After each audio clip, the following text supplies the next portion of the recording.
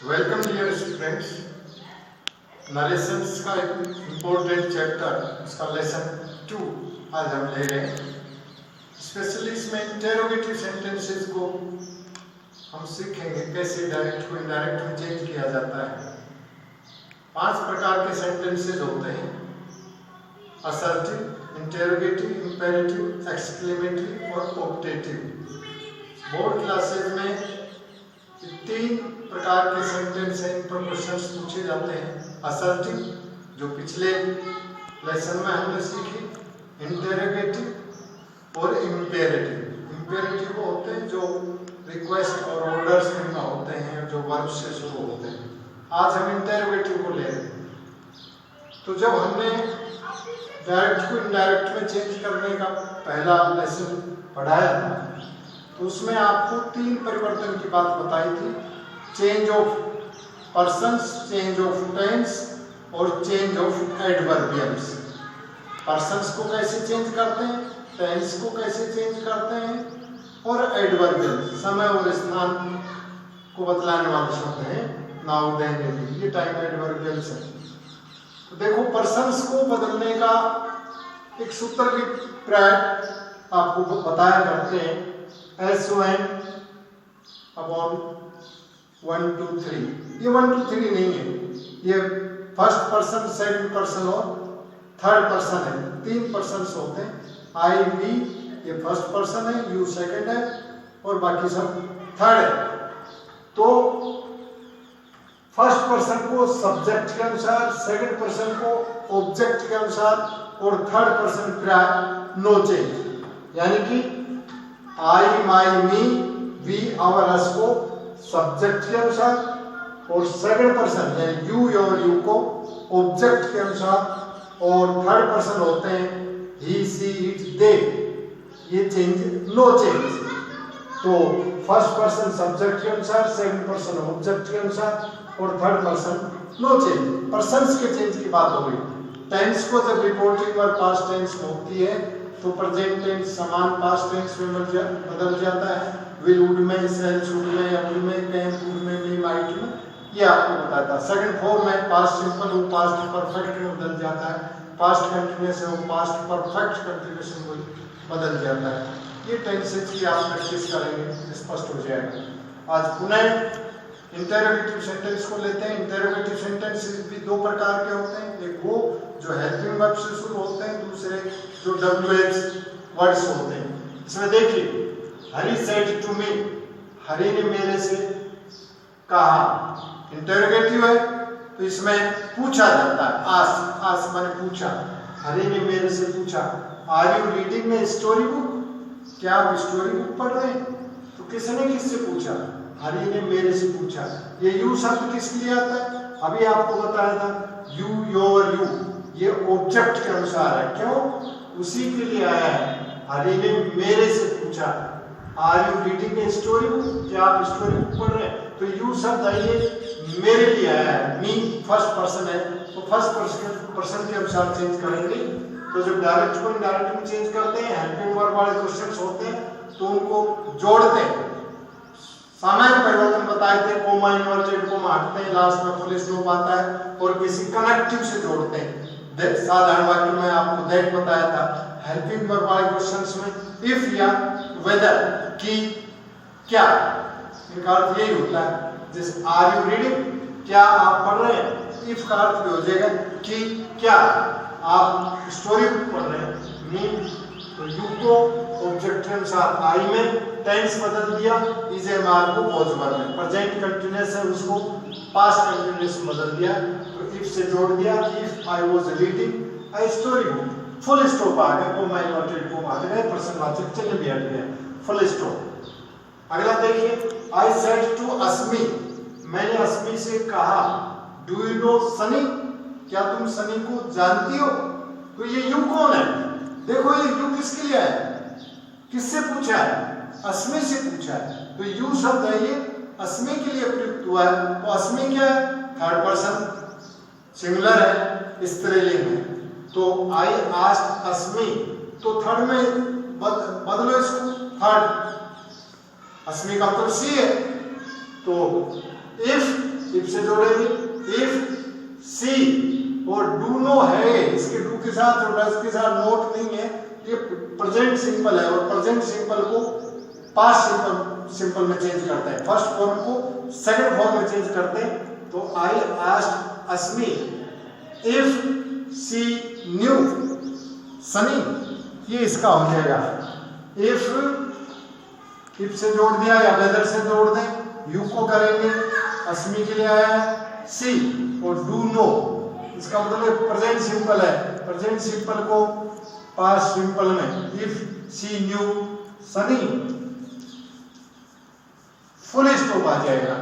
ये हो गया। अगला देखिए, the teacher said to me can I help you, teacher ने मेरे से कहा कैन आई हेल्प यू, क्या मैं आपकी मदद कर सकता हूँ, क्या मैं आपकी मदद कर सकते हो।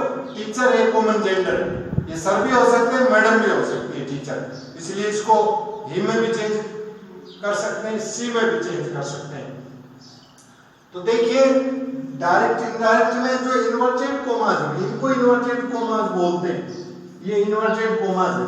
इन्वर्टेड कोमास के बीच में जो है ये रिपोर्टेड स्पीच कहलाता है, रिपोर्टेड स्पीच। और ये जो है ये रिपोर्टिंग क्लास, इससे बाहर है, जो भले पहले हो या बाद में हो, ये रिपोर्टिंग क्लास है। जो इसमें इसका टीचर है सब्जेक्ट है, सेड टू ये वर्ब है और मी ऑब्जेक्ट है, रिपोर्टिंग क्लास। इसको अपन रिपोर्टिंग वर्ब भी बोल देते हैं। रिपोर्टिंग वर्ब में ये तीनों चीज ही मान लो, और लेकिन इसको बोलना चाहिए रिपोर्टिंग क्लास, क्योंकि इसका सब्जेक्ट भी वर्ब भी हो, ऑब्जेक्ट क्लास का मतलब ये।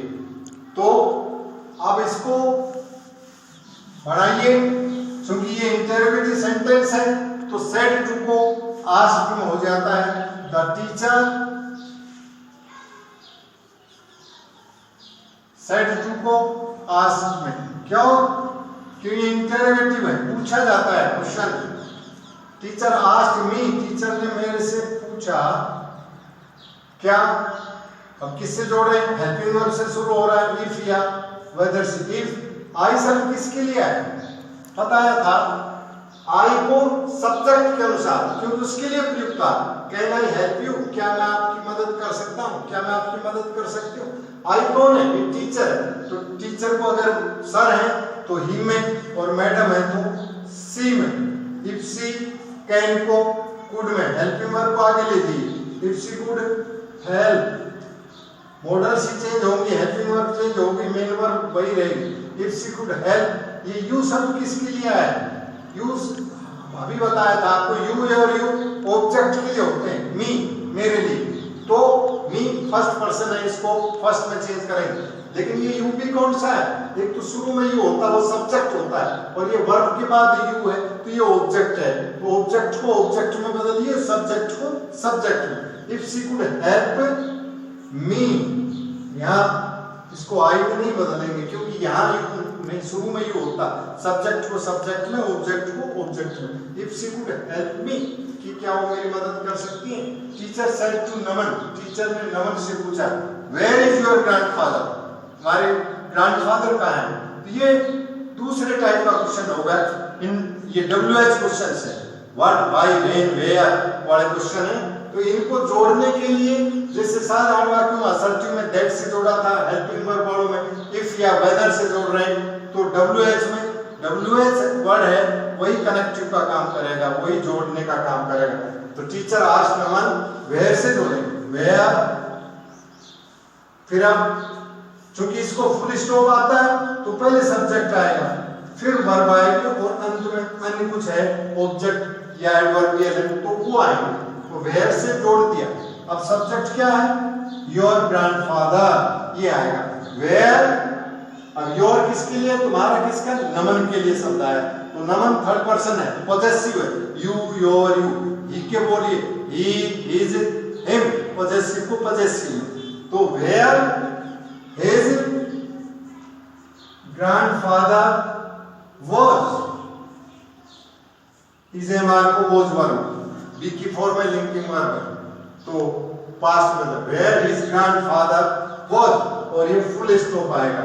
इस प्रकार से teacher asked Naman where his grandfather was, grandpa was. अगला देखिए, ये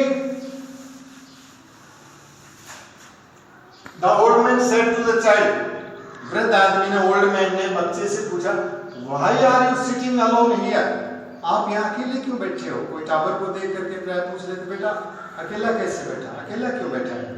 तो the old man said to the child, why are you sitting alone here, तुम यहाँ अकेले, यू सब किसके लिए आया? यू सब किसके लिए बताया था? जिससे पूछा है, पूछा किससे? चाइल्ड से, तो ये यू सब चाइल्ड के लिए आया है। अब चाइल्ड है ना, टाबर है, वो लड़का भी हो सकता है, लड़की भी हो सकती है ना? बेबी टाबर है और वो लड़का लड़की चाइल्ड, तो ये जेंडर न्यूट्रल जेंडर, वो कोई सी भी इसको मान ले, कॉमन जेंडर है, जैसे टीचर है, डॉक्टर है, बेबी है, ये कॉमन जेंडर है। तो अगर हम जानते हैं कि बेबी बेटी है तो उसी हो जाएगी, और बेबी बेटा है तो वो ही हो जाएगा। तो old man asked the child, जोड़ेंगे किससे? अभी बताया था, डब्ल्यू से जोड़ेंगे, वाई, यू अगर ये है ना टावर है, उसको ही या सी, वाई ही, अब ये आ गया, वाई से जोड़ दिया सब्जेक्ट से, फिर वर्ब यहाँ आएगी, ये हेल्पिंग वर्ब आगे चली जाएगी, subjective verb, why he was sitting alone there, here को एडवर्बियल है there, why he was sitting there, main verb change नहीं होगी, हेल्पिंग वर्ब भी चेंज हो जाएगी, why he was sitting there. अब ये आपको कुछ एग्जांपल्स बताएं, अगला जो शुरू करेंगे वो इंपेरेटिव लेंगे, और इंपेरेटिव में आप देखते हैं ये दो सेंटेंस मैंने नीचे लिखे हैं, don't you like milk, don't touch the wire, इसमें दोनों डोंट से शुरू हो रहे हैं, लेकिन एक इंटेरोगेटिव है और एक इंपेरेटिव है। क्या अंतर है?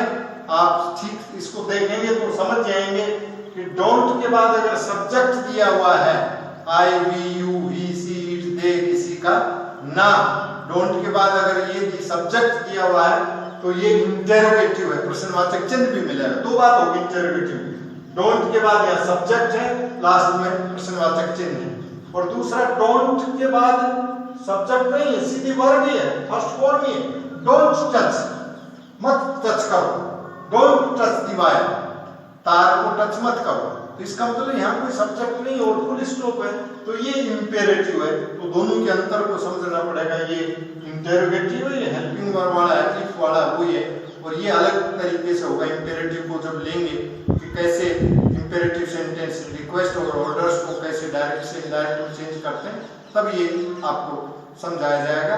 आज के लिए इतना ही, थैंक यू।